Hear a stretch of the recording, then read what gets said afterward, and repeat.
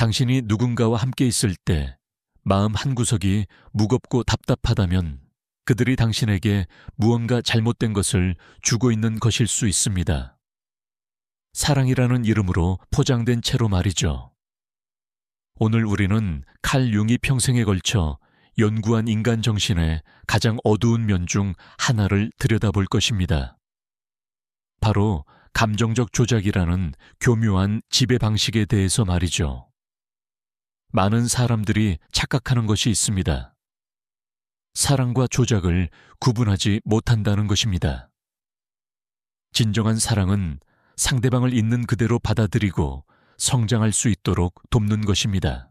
반면 감정적 조작은 상대방을 자신의 욕구와 필요에 맞게 변화시키려는 시도입니다.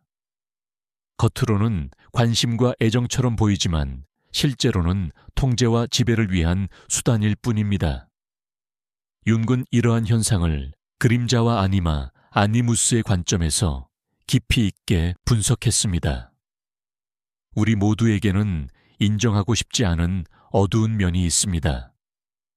그것이 바로 그림자입니다. 어떤 사람들은 이 그림자를 다른 사람에게 투사하여 자신의 문제를 상대방의 문제로 만들어버립니다. 그리고 그 과정에서 상대방을 자신의 통제해 두려고 합니다. 당신도 경험해 본 적이 있을 것입니다. 처음에는 정말 따뜻하고 이해심이 많은 사람처럼 보였는데 시간이 지날수록 당신의 모든 행동과 생각을 간섭하기 시작하는 사람을 말이죠. 당신이 다른 친구들과 만나려고 하면 질투하고 당신의 꿈과 목표에 대해 의문을 제기하며 당신이 독립적으로 생각하고 행동하려고 할 때마다 죄책감을 느끼게 만드는 사람을요. 이것이 바로 감정적 조작의 전형적인 패턴입니다. 조작자들은 매우 영리합니다. 그들은 직접적으로 명령하거나 강요하지 않습니다. 대신 당신의 감정을 이용합니다. 당신이 죄책감을 느끼도록 만들고 당신이 그들 없이는 살 수 없다고 믿게 만들며 당신의 자존감을 서서히 깎아내립니다. 융의 관점에서 볼 때 이러한 행동은 개체화 과정의 실패에서 비롯됩니다. 개체화란 자신의 진정한 자아를 발견하고 실현하는 과정입니다. 그러나 이 과정을 완성하지 못한 사람들은 다른 사람을 통해 자신의 부족함을 채우려고 합니다. 그들은 상대방을 자신의 연장선으로 여기며 상대방의 독립성과 개성을 위협으로 받아들입니다. 한국 사회에서 이러한 문제는 특히 복잡합니다. 우리 문화는 관계를 중시하고 집단의 화합을 강조합니다.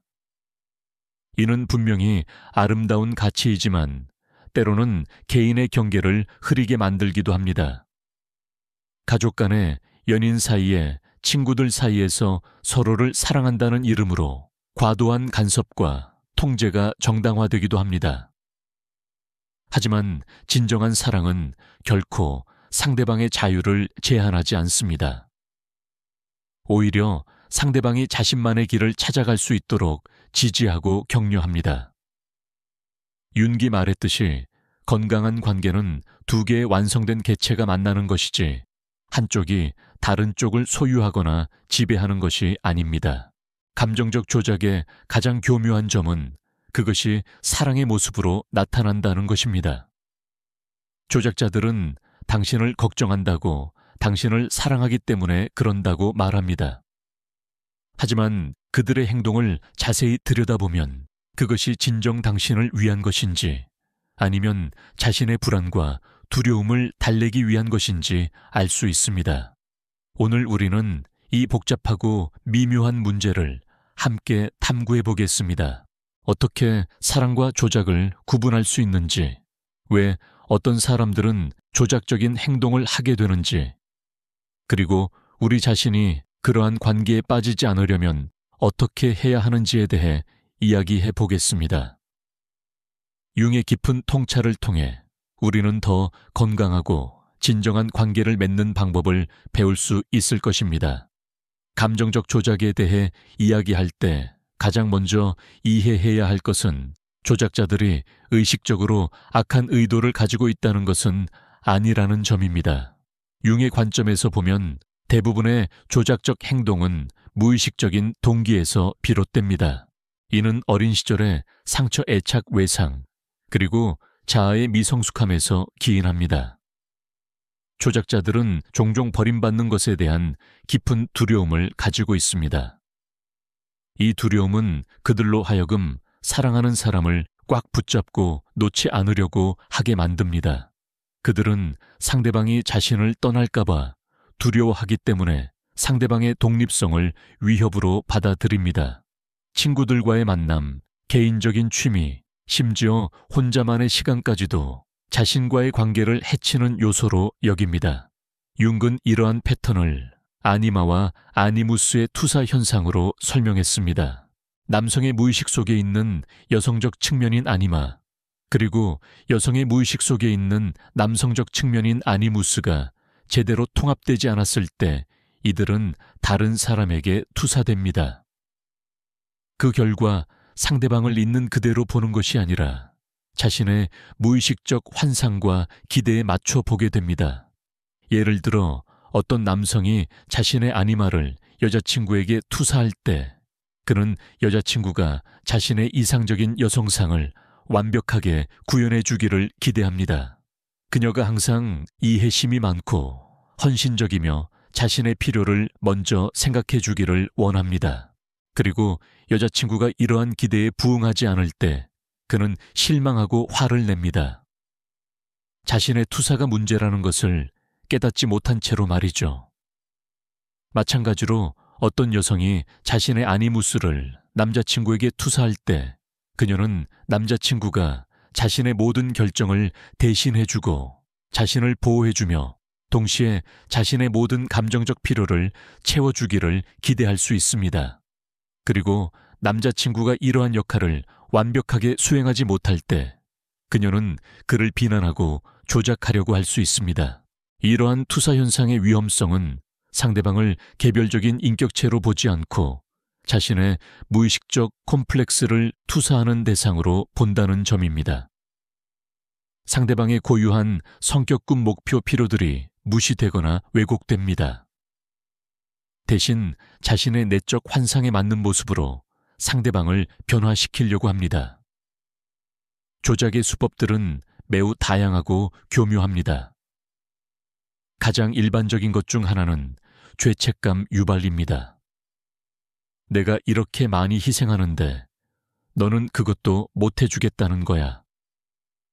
다른 사람들은 모르겠지만 나만큼은 너를 진심으로 사랑하는데 이런 식의 말들은 상대방으로 하여금 죄책감을 느끼게 하여 원하는 행동을 하도록 만듭니다. 또 다른 수법은 감정적 협박입니다. 네가 그렇게 나오면 나는 정말 힘들어져. 너 때문에 내가 이렇게 우울해져. 이런 말들은 상대방이 자신의 감정 상태에 대해 책임을 져야 한다는 메시지를 전달합니다. 건강한 관계에서는 각자가 자신의 감정에 대해 책임을 지지만 조작적 관계에서는 한쪽이 다른 쪽의 감정까지 책임져야 한다고 여겨집니다. 가스라이팅도 흔한 조작 기법 중 하나입니다. 이는 상대방의 현실 인식을 의심하게 만드는 것입니다. 그런 일은 없었어. 네가 예민하게 받아들이는 거야. 내가 언제 그런 말을 했어. 이런 식으로 상대방의 기억과 판단을 계속해서 의심하게 만들면 결국 상대방은 자신의 판단력을 잃고 조작자에게 의존하게 됩니다. 또한 고립시키기도 중요한 조작 수단입니다. 조작자들은 점진적으로 상대방을 다른 사람들로부터 고립시킵니다. 친구들에 대해 부정적인 말을 하고 가족과의 관계를 방해하며 상대방이 다른 사람들과 시간을 보내는 것을 질투하고 방해합니다. 이는 상대방이 자신에게만 의존하도록 만들기 위한 전략입니다.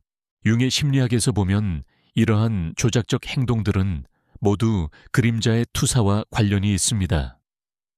조작자들은 자신의 불안, 두려움, 통제욕을 인정하지 못하고 이를 상대방의 문제로 만들어버립니다. 네가 너무 독립적이라서 문제야. 네가 다른 사람들에게 너무 신경을 써서 우리 관계가 힘들어져. 이런 식으로 자신의 내적 갈등을 상대방의 탓으로 돌립니다. 진정한 사랑과 조작을 구분하는 것은 때로 매우 어려울 수 있습니다.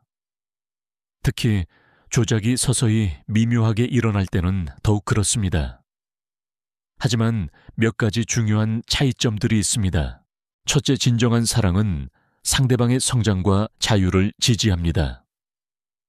사랑하는 사람이 새로운 것을 배우고 새로운 사람들을 만나고 자신만의 길을 찾아가는 것을 기뻐합니다.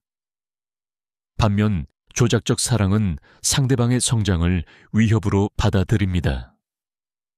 상대방이 변화하거나 성장할 때마다 불안해하고 방해하려고 합니다. 둘째, 진정한 사랑은 조건이 없습니다. 상대방이 특정한 행동을 하거나 특정한 모습을 보일 때만 사랑하는 것이 아니라 있는 그대로를 사랑합니다. 조작적 사랑은 조건부입니다. 내 말을 들어야 사랑받을 수 있어. 내가 원하는 방식으로 행동해야 해. 이런 메시지를 전달합니다. 셋째, 진정한 사랑은 상호성을 기반으로 합니다. 두 사람이 서로를 존중하고 서로의 필요를 고려하며 서로에게 주고받습니다. 조작적 관계는 일방적입니다.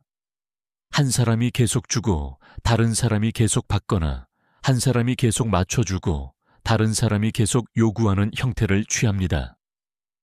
넷째, 진정한 사랑에서는 갈등이 있을 때 건설적으로 해결하려고 노력합니다.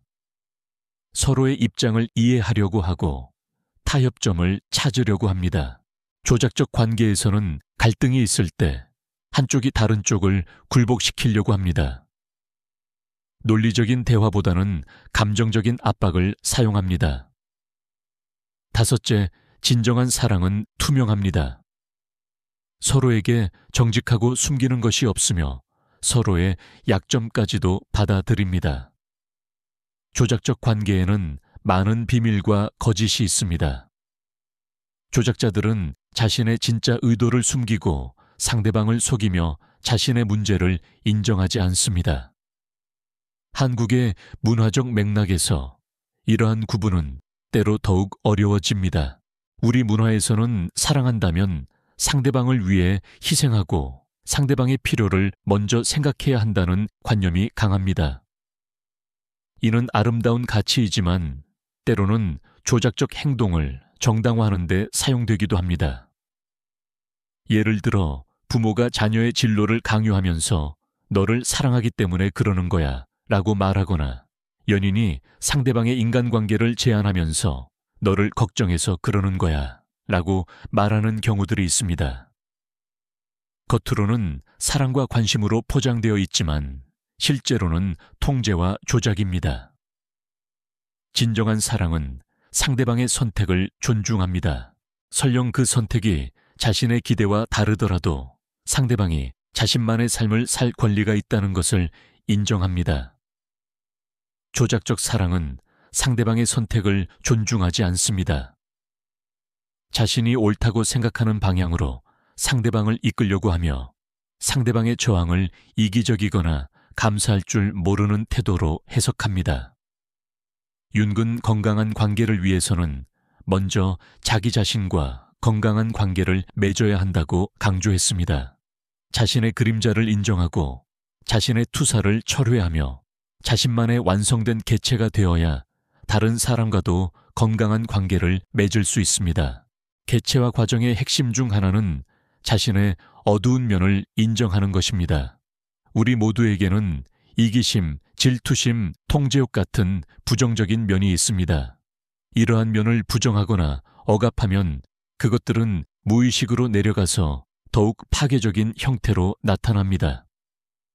반면 이러한 면들을 의식적으로 인정하고 통합하면 그것들을 건설적인 방향으로 사용할 수 있습니다.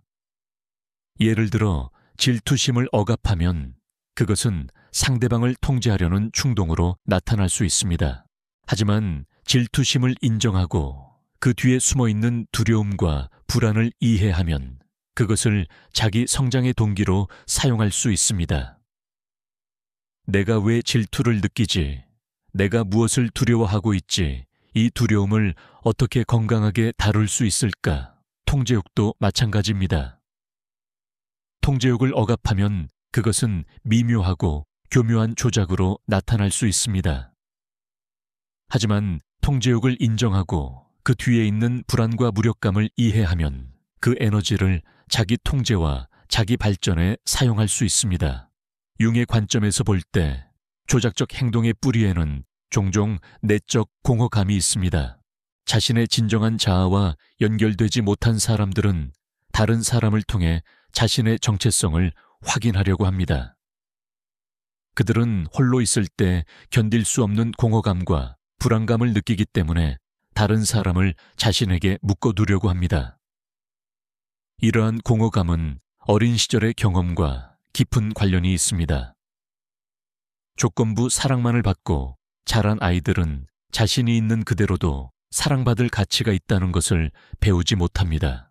대신 특정한 행동을 해야만, 특정한 모습을 보여야만 사랑받을 수 있다고 학습합니다. 이러한 패턴은 성인이 되어서도 계속 반복됩니다.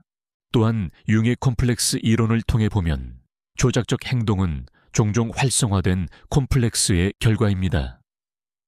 콤플렉스란 강한 감정적 충전을 가진 무의식적 내용들의 집합체입니다.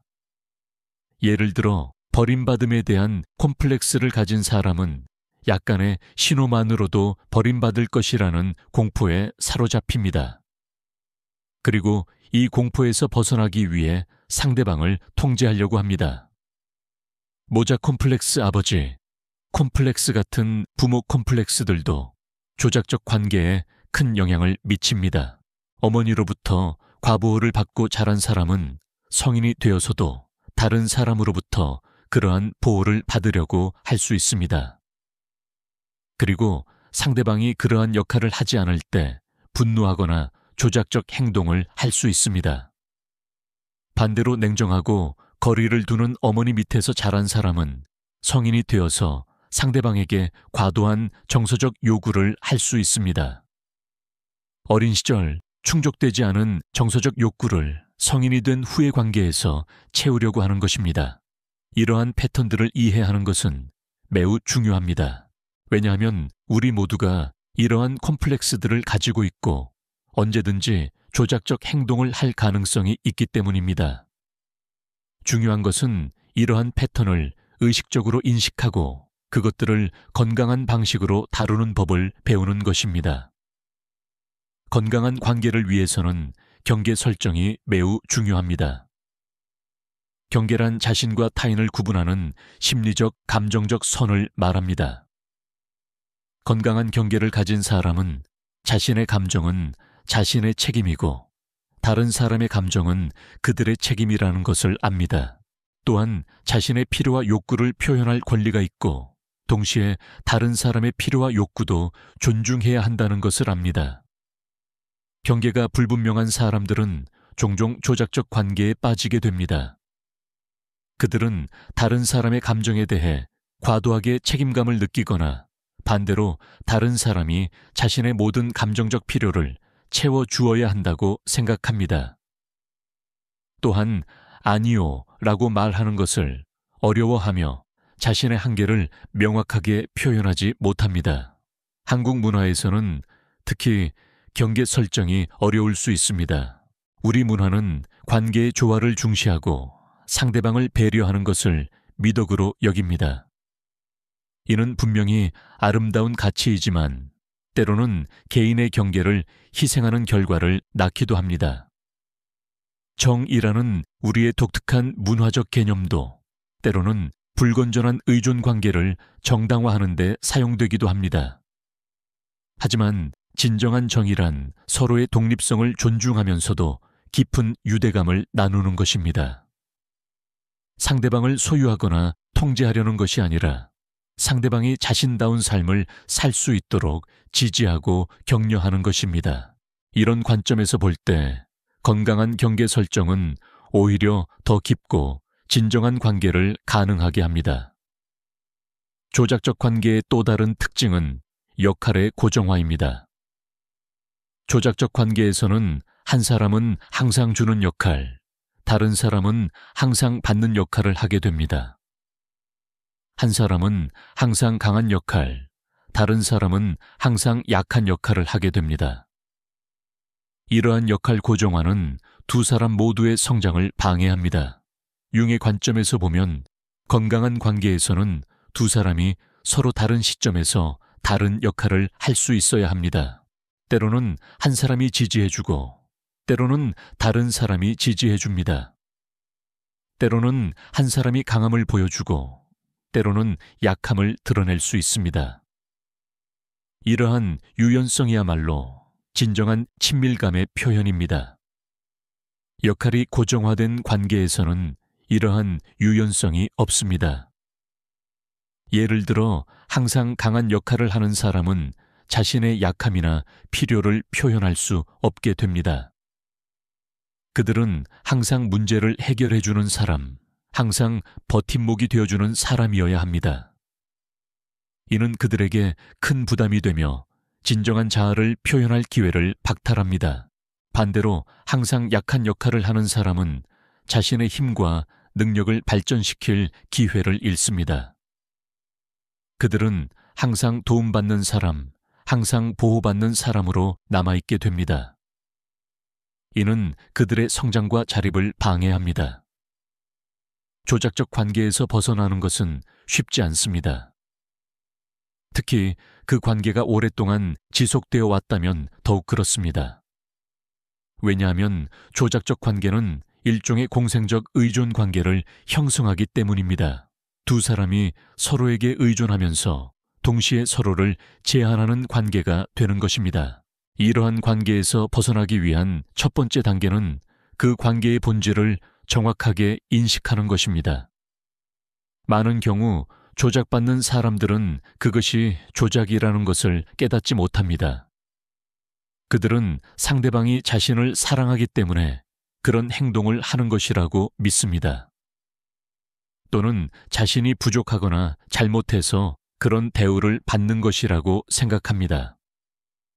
융의 심리학에서는 이러한 인식의 변화를 의식의 확장이라고 부릅니다. 무의식적으로 받아들이고 있던 패턴을 의식적으로 인식하게 되는 것입니다. 이는 때로 매우 고통스러운 과정입니다. 왜냐하면 자신이 믿고 있던 것들이 무너지고 자신의 판단력을 의심하게 되기 때문입니다. 하지만 이러한 고통은 성장을 위한 필수적인 과정입니다. 윤기 말했듯이 의식의 확장은 항상 어느 정도의 고통을 수반합니다.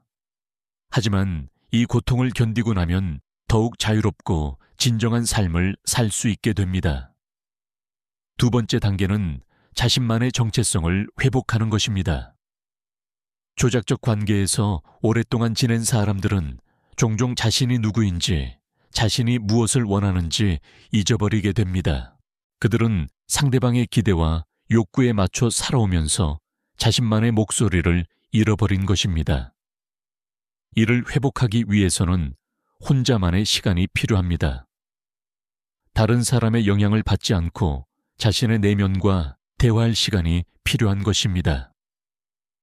이 과정에서 명상 일기 쓰기, 창작 활동, 자연 속에서의 시간 등이 도움이 될 수 있습니다. 또한 자신의 과거를 돌아보는 것도 중요합니다. 언제부터 자신이 다른 사람의 기대에 맞춰 살기 시작했는지, 언제부터 자신의 목소리를 잃기 시작했는지를 탐구해 보는 것입니다. 이는 종종 어린 시절의 경험과 관련이 있습니다. 세 번째 단계는 새로운 관계 패턴을 학습하는 것입니다. 조작적 관계에 익숙해진 사람들은 건강한 관계가 어떤 것인지 잘 모를 수 있습니다. 그들에게는 갈등 없는 관계가 오히려 어색하고 불편할 수 있습니다. 왜냐하면 그들은 긴장과 드라마가 있는 관계에 익숙해져 있기 때문입니다. 건강한 관계 패턴을 학습하기 위해서는 먼저 좋은 모델을 찾는 것이 도움이 됩니다. 서로를 존중하고 지지하는 건강한 관계를 맺고 있는 사람들을 관찰하고 그들로부터 배우는 것입니다. 또한 전문적인 도움을 받는 것도 고려해 볼 수 있습니다. 네 번째 단계는 실제로 새로운 경계를 설정하고 유지하는 것입니다. 이는 가장 어려운 단계 중 하나입니다. 왜냐하면 조작자들은 변화를 받아들이려 하지 않기 때문입니다. 그들은 기존의 패턴을 유지하려고 더욱 강하게 압박을 가할 수 있습니다. 이 단계에서는 단호함과 일관성이 매우 중요합니다. 한번 설정한 경계는 일관되게 유지해야 합니다. 가끔씩 무너뜨리면 상대방은 계속 압박을 가하면 결국 무너뜨릴 수 있다고 학습하게 됩니다. 또한 이 과정에서 죄책감을 느끼는 것은 자연스러운 일입니다. 오랫동안 상대방의 모든 요구를 들어주던 사람이 갑자기 경계를 설정하면 상대방은 상처받고 화를 낼 것입니다. 그리고 그들은 당신이 이기적이고 냉정하다고 비난할 것입니다. 하지만 건강한 경계를 설정하는 것은 이기적인 행동이 아니라 자기 존중의 표현입니다. 다섯 번째 단계는 지원 체계를 구축하는 것입니다. 조작적 관계에서 벗어나는 과정은 혼자서 하기 어렵습니다. 이해해주고 지지해줄 수 있는 사람들이 필요합니다. 이는 가족, 친구, 상담사 또는 같은 경험을 한 사람들로 구성된 지원 그룹일 수 있습니다. 지원 체계의 역할은 단순히 위로해주는 것만이 아닙니다. 때로는 현실을 객관적으로 바라볼 수 있도록 도와주고, 때로는 용기를 북돋아주며, 때로는 실질적인 조언을 제공해주는 역할을 합니다. 또한 새로운 관계 패턴을 연습할 수 있는 안전한 공간을 제공해주기도 합니다. 한국 사회에서 이러한 지원을 구하는 것은 때로 어려울 수 있습니다. 우리 문화는 개인적인 문제를 다른 사람들과 나누는 것을 꺼리는 경향이 있고, 특히 가족이나 연인과의 문제를 외부에 털어놓는 것을 부담스러워합니다. 하지만 혼자서 모든 것을 해결하려고 하는 것은 현실적이지 않습니다. 요즘에는 다양한 형태의 지원이 가능합니다. 전문 상담사의 도움을 받을 수도 있고, 온라인 커뮤니티나 지원 그룹에 참여할 수도 있습니다. 중요한 것은 자신에게 맞는 형태의 지원을 찾는 것입니다. 조작적 관계에서 벗어나는 과정은 단선적이지 않습니다. 때로는 앞으로 나아가는 것 같다가도 다시 예전 패턴으로 돌아가기도 합니다. 이는 정상적인 과정입니다. 변화는 시간이 걸리고 실수와 좌절이 있기 마련입니다. 중요한 것은 이러한 좌절에서 배우고 계속해서 노력하는 것입니다. 윤기 말했듯이 개체화는 평생에 걸친 과정입니다. 완벽한 상태에 도달하는 것이 목표가 아니라 계속해서 성장하고 발전하는 것이 목표인 것입니다. 또한 조작적 관계에서 벗어나는 것이 항상 그 관계를 완전히 끝내는 것을 의미하지는 않습니다. 때로는 관계를 유지하면서도 새로운 방식으로 상호작용할 수 있습니다. 특히 가족 관계에서는 관계를 완전히 끝내는 것이 현실적이지 않을 수 있습니다. 이런 경우에는 관계의 형태를 변화시키는 것이 목표가 됩니다. 예를 들어 부모와의 관계에서 성인 자녀가 더 이상 부모의 통제를 받지 않으면서도 서로를 존중하고 사랑하는 새로운 형태의 관계를 만들어갈 수 있습니다. 연인 관계에서도 마찬가지입니다. 상대방이 변화할 의지가 있고 실제로 노력한다면 함께 건강한 관계로 발전시켜 나갈 수 있습니다. 하지만 이를 위해서는 두 사람 모두의 진정한 노력이 필요합니다. 조작자 역시 변화할 수 있습니다. 그들도 근본적으로는 사랑받고 인정받고 싶어 하는 상처받은 사람들인 경우가 많습니다. 그들이 자신의 행동 패턴을 인식하고 그 뒤에 숨어있는 두려움과 상처를 다루려고 한다면 건강한 관계를 맺을 수 있게 됩니다. 하지만 변화는 강요할 수 없습니다. 상대방이 변화하기를 바라면서 조작적 관계를 계속 견디는 것은 건강하지 않습니다. 변화는 본인의 의지와 노력으로만 가능합니다. 우리가 할 수 있는 것은 건강한 경계를 설정하고 우리 자신을 보호하는 것뿐입니다. 융의 관점에서 볼 때 조작적 관계의 경험도 우리의 성장에 도움이 될 수 있습니다. 그러한 경험을 통해 우리는 자신의 취약한 점들을 발견하고 더 강한 자아를 발전시킬 수 있습니다. 또한 진정한 사랑과 거짓된 사랑을 구분하는 지혜를 얻을 수 있습니다.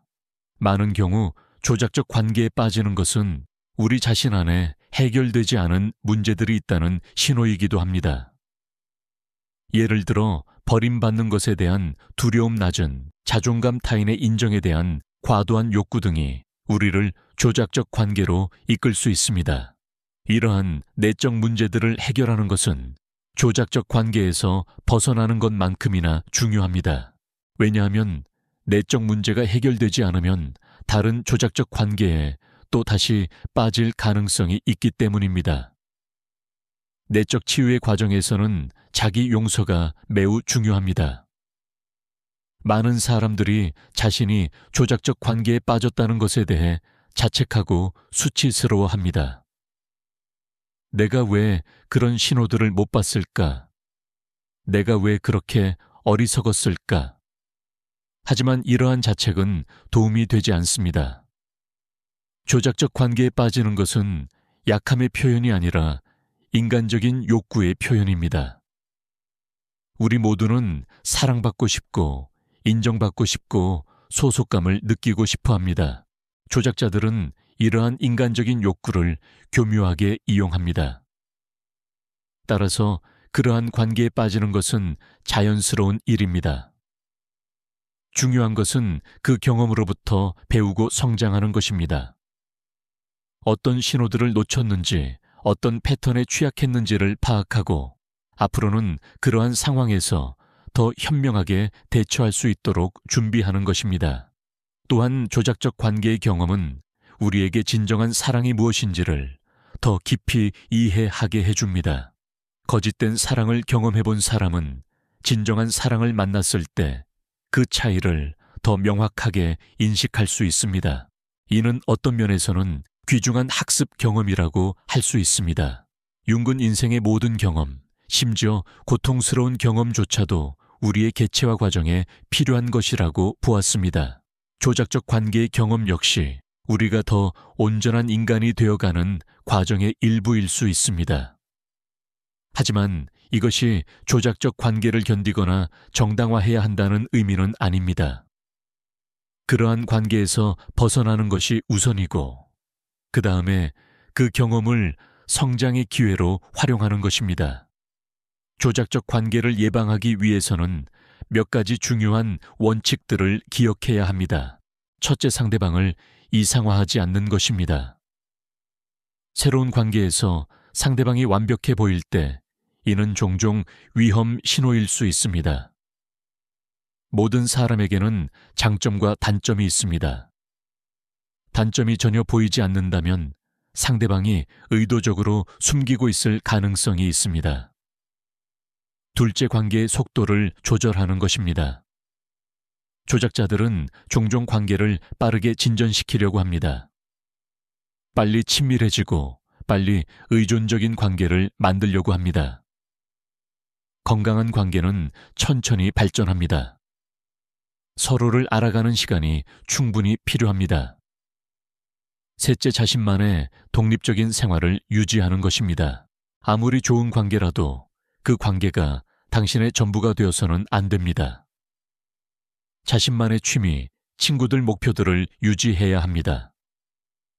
이는 관계에 대한 과도한 의존을 방지하고 더 건강한 균형을 유지하는 데 도움이 됩니다. 넷째 상대방의 말과 행동을 일치시켜 보는 것입니다. 조작자들은 종종 말과 행동이 일치하지 않습니다. 그들은 사랑한다고 말하지만, 통제하려고 하고 존중한다고 말하지만 무시하는 행동을 합니다. 말보다는 행동에 주목해야 합니다.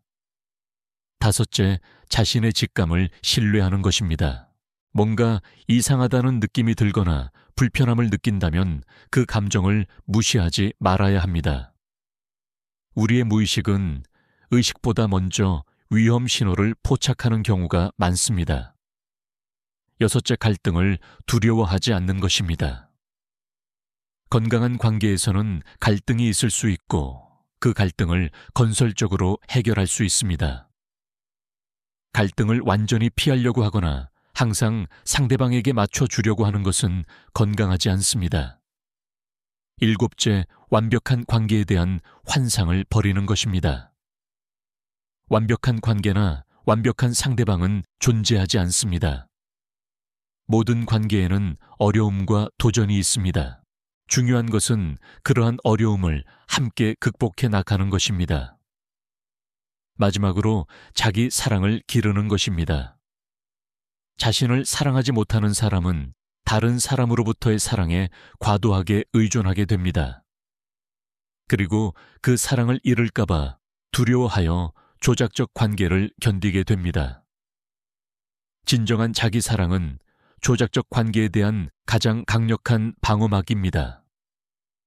자기 사랑이란 자신의 가치를 인정하고 자신을 존중하며 자신의 필요를 충족시키는 것입니다. 이는 이기적인 것이 아니라 건강한 관계의 기초가 되는 것입니다.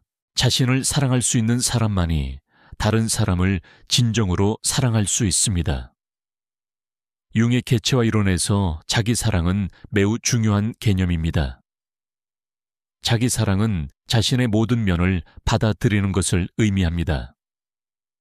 장점뿐만 아니라 단점도 성공뿐만 아니라 실패도 강함뿐만 아니라 약함도 받아들이는 것입니다. 이러한 자기 수용이 이루어지면 우리는 다른 사람의 인정이나 사랑에 덜 의존하게 됩니다. 물론 사랑받는 것은 여전히 중요하지만 그것이 우리의 존재 가치를 결정하지는 않습니다. 우리는 사랑받든 그렇지 않든 가치 있는 존재라는 것을 압니다.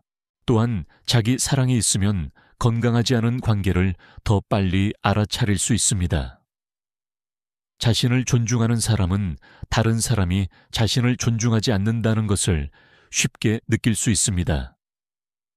그리고 그러한 상황에서 벗어날 용기를 가질 수 있습니다. 한국 사회에서 자기 사랑에 대한 이해는 아직 부족한 편입니다. 종종 자기 사랑을 자기 중심적이거나 이기적인 것으로 여기는 경향이 있습니다.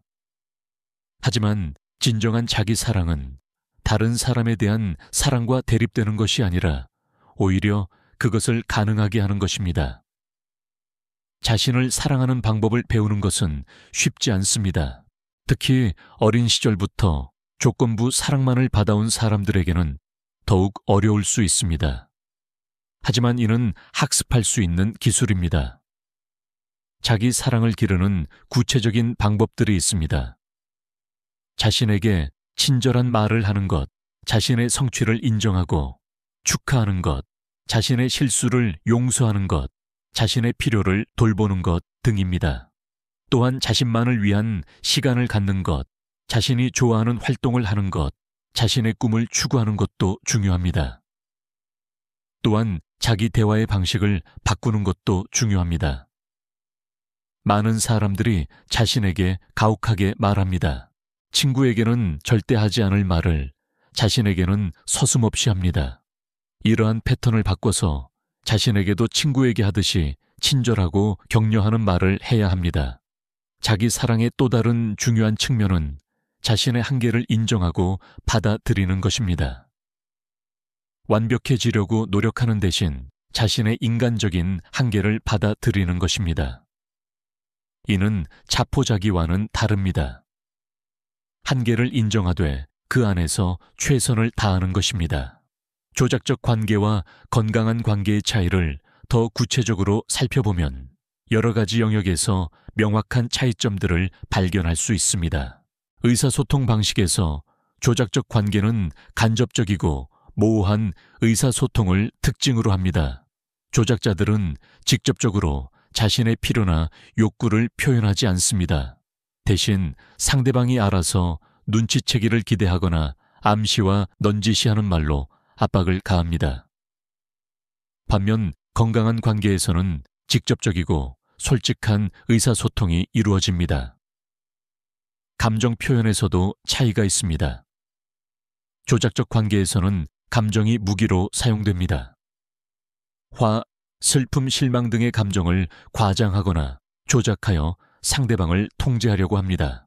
건강한 관계에서는 감정이 진정성 있게 표현되고 상대방을 통제하기 위한 수단이 아니라 자신의 내적 상태를 공유하는 방법으로 사용됩니다. 갈등 해결 방식에서도 큰 차이가 있습니다. 조작적 관계에서는 갈등을 해결하기보다는 이기려고 합니다. 상대방을 굴복시키는 것이 목적이며 문제의 본질보다는 권력 투쟁에 집중합니다. 건강한 관계에서는 갈등을 함께 해결해야 할 문제로 보고 서로의 입장을 이해하고 타협점을 찾으려고 노력합니다. 미래에 대한 계획에서도 차이가 나타납니다. 조작적 관계에서는 한쪽이 일방적으로 미래를 계획하고 상대방은 그에 따라야 합니다. 상대방의 꿈이나 목표는 고려되지 않거나 방해받습니다.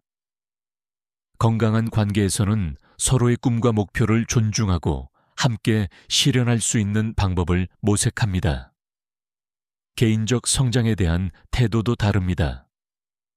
조작적 관계에서는 상대방의 성장을 위협으로 여깁니다. 상대방이 변화하거나 발전하는 것을 불안해하고 방해합니다.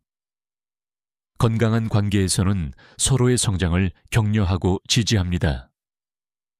상대방이 더 나은 사람이 되는 것을 기뻐합니다. 독립성에 대한 존중도 중요한 차이점입니다. 조작적 관계에서는 독립성을 관계에 대한 위협으로 봅니다. 상대방이 혼자 시간을 보내거나 개인적인 결정을 내리는 것을 싫어합니다. 건강한 관계에서는 각자의 독립성을 존중하고 그것이 관계를 더욱 풍부하게 만든다고 여깁니다. 신뢰의 기반도 다릅니다. 조작적 관계는 의심과 불안에 기반합니다. 조작자는 상대방을 신뢰하지 않으며 끊임없이 의심하고 감시합니다.